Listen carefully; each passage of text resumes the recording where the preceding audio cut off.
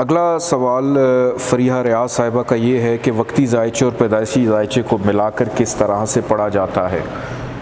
बड़ा अच्छा सवाल है इनका। पैदाइशी जायचे को जब हम देखते हैं, फॉर एग्ज़ाम्पल हम सॉफ्टवेयर पे चलते हैं और यहीं से हम जायचे को देखते हैं। इस वक्त आपके सामने पैदाइशी जायचा मौजूद है। पैदाइशी जायचे के अंदर सबसे पहले हम देखते हैं असेंडेंट क्या है इसका। फॉर एग्ज़ाम्पल इसका असेंडेंट है एक्वेरियस और असेंडेंट का लॉर्ड है सैटर्न, और सैटर्न मौजूद है पहले घर में ही, ओन साइन का अपनी घर में है। तो सबसे पहले तो मैं ये कहूँगा कि इसको लगा हुआ है ससा नाम का पंचपाप। अभी मैं डिग्री छोड़ देता हूँ। फिर उसके साथ वीनस बैठा हुआ है, फिर उसके साथ मून मौजूद है, लेकिन हमने अभी सिर्फ स्टिक रहना है सैटर्न तक की। अभी हमने वीनस और मून को नहीं देखना। दूसरे घर की बात करते हैं कि दूसरे घर में जुपिटर मौजूद है और जुपिटर भी ओन साइन का अपनी घर में बैठा हुआ है। ये भी अच्छा हो गया, अपने घर में है, लेकिन लगन का एंटी है या दोस्त है उसका।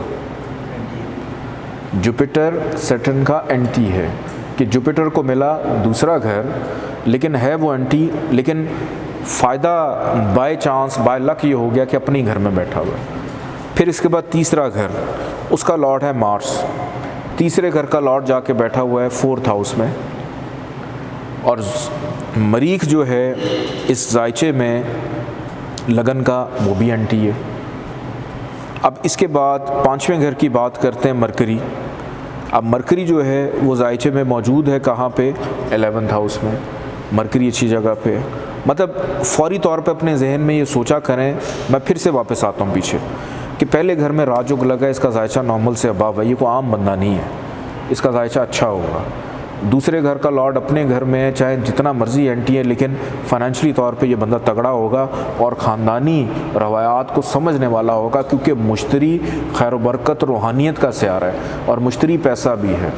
अब तीसरे घर का मालिक मरीख जो है वो है हार्डशिप के घर का लॉर्ड 4th घर में, कि हो सकता है कि इसको घर का सुख जो है उसमें थोड़ी तकलीफ़ आए, क्योंकि हार्डशिप का लॉर्ड आके बैठ गया है 4th हाउस में। माँ के साथ में भी शायद इसके को मसले मसाइल हैं। तो फौरी तौर पे आपके जहन में ये जाना चाहिए कि जिधर से आया है, जिधर बैठा है और जिधर देख रहा है, अब यहाँ से मरीख की चौथी नज़र पड़ रही है जायचे के 7वें घर पे, पैदाइशी जायचे की अगर बात की जाए तो ये बंदा मांगलिक है कि हो सकता है इसकी शादी जो है 28, 29, 30 साल से पहले ना हो, या अज़दवाजी ज़िंदगी में प्रॉब्लम रहे, क्योंकि मांगलिक हो गया। अब मांगलिक अभी आपने पढ़ा नहीं है, आप लोग पढ़ेंगे एडवांस सेशन में। अब इसके बाद देखते हैं हम जाके जायचे का दूसरा घर और चौथा घर। चौथे घर का लॉर्ड है पैदाइशी तौर पे वीनस, वो बैठा हुआ है बिल्कुल सर पे आके, कि वीनस सर पे बैठा है। वीनस इसको खूबसूरत बनाएगा। अभी छोटी छोटी चीदा बातें मैं आप लोग को बता रहा हूँ। वीनस खूबसूरत बनाएगा कि माँ से मरीख ख़राबी दे रहा है। अब एक तरफ ये है कि वीनस पहले घर में बैठा है, तो इसका मतलब ये कि घर वालों का ख्याल रख रहे हैं, अपने घर से मोहब्बत प्यार करता होगा,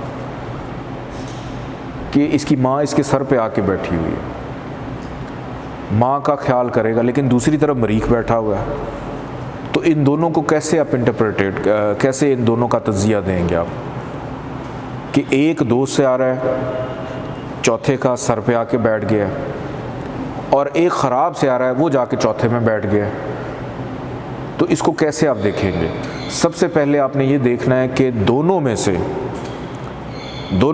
ताकतवर कौन है। दोनों में से ताकतवर कौन है? क्या वीनस है, क्या मार्स है?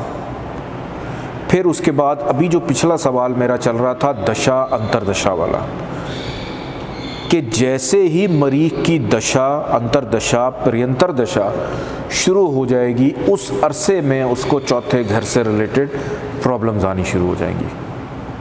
और अगर वो शादी की एज से गुजर रहा है तो शादी होने में प्रॉब्लम शुरू हो जाएगी, क्योंकि मरीख जहाँ जहाँ नज़र डाल रहा है, मरीख करियर के हाउस पे भी नज़र डाल रहा है, जो कि उसका बनता है 10वां घर। अब यहाँ पर अब तक हम ये समझ रहे थे कि मरीख इस जायचे के अंदर एक नहस से आ रहा है। मैंने आप लोगों को पहले ये बताया कि मार्स एंटी है, और आप लोगों को भी यही लगा कि जी एंटी है, लेकिन फौरी तौर पे अब एक नई चीज़ हमारे सामने आ गई। वो क्या आ गई कि मार्स को मिला हुआ है एक 10वां घर भी, केंद्र का हाउस भी। तो जिस मार्स को हम नहस समझ रहे थे, वो इस जायचे में अब उसका किरदार क्या है, न्यूट्रल। कि पहले मैंने आपको समझाया उसकी नेगेटिविटी, लेकिन जब से हम आगे बढ़ते गए तो पिछली चीज़ को हमने क्रॉस कर दिया कि नहीं, जिसको हम गलत कह रहे थे वो तो आगे एक अच्छा घर लेके बैठा हुआ है। केंद्र का हाउस मिलने की वजह से एक्वेरियस असेंडेंट के अंदर मार्स न्यूट्रल हो जाता है। तो अब मार्स इस जायचे में ख़राबी नहीं दे रहा होगा। क्यों? क्योंकि वो करियर का लॉर्ड है, फिर करियर के हाउस पे नज़र भी डाल रहा है। इस तरह से आपने चीज़ों को, मैंने आपको 4 घर तक बताया, आगे आप खुद देखेंगे इसको कि आप पीछे से जब चलते हुए आएंगे ना, पहले घर से दूसरा, दूसरे से तीसरा, तीसरे से चौथा, हो सकता है कि जो प्लैनेट्स शुरू में अच्छे लग रहे हों वो आगे चल के बुरे हो जाएं, या जो पीछे बुरे हों वो आगे चल के अच्छे हो जाएं। तो आपने एक एक हाउस को बड़ा गौर से देख के, नोट करके फिर आपने इसको बनाना है, और जो कैंसिल हो रहा है उसको काट दें बीच में से। अब इसके बाद ट्रांजिट में कैसे हम देखेंगे इसको। फॉर एग्ज़ाम्पल इसी जायचे में बाय बर्थ लगन का लॉर्ड सैटर्न है जायचे के अपने घर में, और आप देख सकते हैं कि जो ब्लैक सर्कल है उसमें भी ज़ुहल पहले घर में मौजूद है। अब ज़ुहल का यहाँ पे आना कि साहिब जायचा की जो ऑलमोस्ट एज है, वो एज भी कितनी है, ये साथ चल रही है 29 साल का, कि 29 साल की एज में क्या क्या होगा। नंबर 1 कि ज़ुहल का अपनी घर में वो 28-29 साल के बाद दोबारा से पूरा सर्कल लगा के वापस उसी जगह पे आ गए। तो यहाँ पर ज़ुहल का आना साहिब जायचा को मज़ीद कॉन्फिडेंट कर देगा, क्योंकि उस घर का लॉर्ड उधर आ गया। जो ज़ुहल की खुसूसियात हैं कि एग्जैक्ट उसी पंच महापुरुष योग की जगह पे आ गया, सस्सा नाम का जो बाय बर्थ उसको मिला हुआ था। फिर उसके बाद यहाँ से नज़र किधर डाल रहा है, नज़र डाल रहा है यहाँ से जायचे के तीसरे घर पे, कि साहिब जायचा अब जो भी, जब तक सैटर्न पहले घर में रहेगा, साहिब जायचा जो भी कर रहा होगा, जो भी मेहनत कर रहा होगा, जो भी मुशक्क़त कर रहा होगा, उसका सिला मिल रहा होगा, क्योंकि मेहनत के घर पे नज़र डाल रहा है। वो उससे मेहनत नहीं करवा रहा होगा, यानी जो कर रहा होगा उसका सिला मिल रहा होगा। फिर बहन भाइयों की रिस्पॉन्सिबिलिटीज़, छोटी छोटी मसरूफियत बढ़ा देगा उसकी। और यहाँ से नज़र डाल रहा है जायचे के 7वें घर पे, दूसरी नज़र उसकी ज़ुहल की, कि कहाँ देख रहा है, अज़दवाजी ज़िंदगी के घर में, शराकतदारी के घर में, पार्टनरशिप के घर में। हो सकता है कि इस एज में सोचे, अब एज आ गई है ऐसी कि मुझे अब शादी कर लेनी चाहिए, शादी हो जाए, चाहे 7वें घर का लॉर्ड जिधर भी बैठा हो, या मैं किसी के साथ, शादी हो गई है तो चलो किसी के साथ पार्टनरशिप कर लेते हैं। फिर रोज़मर्रा की इनकम आमदन में भी इजाफा हो सकता है, क्योंकि ऐसी चीज़ देखी जाए कि रोज़ पैसे आते रहें। दूसरा बच्चा हो सकता है, सेकंड चाइल्ड, दूसरे बच्चे से रिलेटेड कोई चीज़ हो सकती है। और यहाँ से तीसरी नज़र ज़ुहल की कहाँ पड़ रही है, 10वें घर पे। संजीदगी आ रही है अपने करियर को लेकर, संजीदगी आ रही है अपने आमाल को लेकर, संजीदगी आ रही है अपनी मुस्तकिल मिजाजी को लेकर, अपनी तरक्की, प्रमोशन, इज़्ज़त, ज़िम्मेदारियाँ, रिस्पॉन्सिबिलिटी। 10वें घर से भी ज़िम्मेदारी देखते हैं। क्यों?